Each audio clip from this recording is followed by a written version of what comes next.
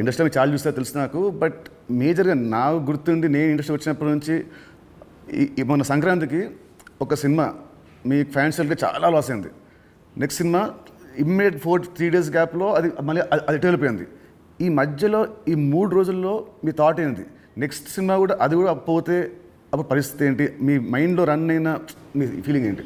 లేదు అంటే నాకు ఇప్పుడు 10th సినిమా రిలీజ్ అయినప్పుడు నాకు అర్థమవుతుంది ఫైనాన్షియల్గా ఇది డ్యామేజ్ జరగబోతుంది. సో అటు డిస్ట్రిబ్యూటర్స్ అందరు కూడా లోలో ఉన్నారు. పోతే 14th రిలీజ్ అవుతున్న సినిమా షూర్ షాట్గా సూపర్ హిట్ అని చాలా గట్టి నమ్మకంతో ఉన్నాను. అంటే 90% నీకు తెలుసు, నేను ఎడిటింగ్ రూమ్లో చూసినప్పుడే నాకు చెప్పగలుగుతాను సినిమా వర్క్ అవుతుంది అవ్వట్లేదు. అట్లా సంక్రాంతికి వస్తున్నాం అనే సినిమా మీద ఐఎమ్ ఫుల్ కాన్ఫిడెంట్గా ఉన్నాను. సో ఆ 3 days అదే ఎనర్జీతో ఉన్నాను. ఎస్, నో ప్రాబ్లం, ఒకటి వస్తుంది. ఇది ఎంత డ్యామేజ్ అవుతుంది, అది ఎంత రికవర్ చేస్తారో నంబర్స్ తెలియదు. బట్ అది మ్యాజిక్ అనేది it's a miracle.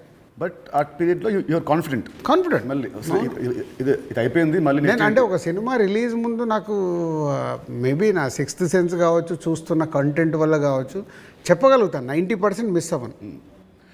So Dil చేయడం వల్ల మీరు దిల్ రాజు అయ్యారు. బట్ నా దృష్టిలో మీరు బిల్ రాజు. ఎందుకు చెప్తాను. యాక్చువల్లీ చాలామంది ఆడియన్స్ కూడా చెప్పాలి ఇది. మామూలు చూస్తాం లాస్ట్ గత 1 year నుంచి మీ మీద వచ్చే నెగటివ్ ట్రోల్స్ కానీ ఇవన్నీ ఏవో వస్తుంటాయి కదా మామూలు ఆర్టికల్స్ అవి. 2005లో నేను సినిమా వేసాను, రామ్ సినిమా. అది రిలీజ్కి ఫైనాన్షియల్గా మేము చాలా అప్పుడు రిలీజ్కి మేము కొంచెం ఇబ్బందులు ఉండే. అండ్ అప్పుడు మాకు టర్మ్స్ అంతా బాగాలేవు టర్మ్స్ మనకు.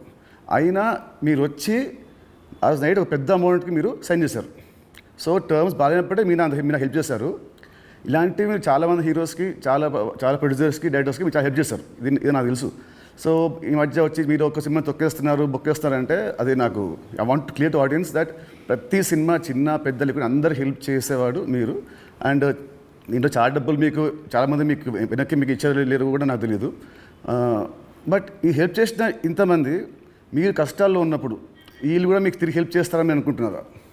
అంటే బేసిక్గా నా లైఫ్ స్టార్ట్ అయింది ఎక్కడ అంటే నితిన్, నా కాస్ట్యూమ్ కృష్ణ గారికి నేను చాలా స్టోరీలో చెప్పాను. అరుంధతి అనే సినిమా 36 lakhs కొంటే 2 lakhs నేను రిలీజ్ రోజు కట్టలేదు. తర్వాత తీసుకెళ్ళి ఆయన ఫోన్లు ఎత్తకుంటే కూడా నేను పట్టుకొని వెళ్ళి 2 lakhs ఇచ్చి వచ్చాను. తర్వాత వారు నాకు పిలిచి పెళ్లి పందిరి చేసే వరకు వదిలిపెట్టలేదు.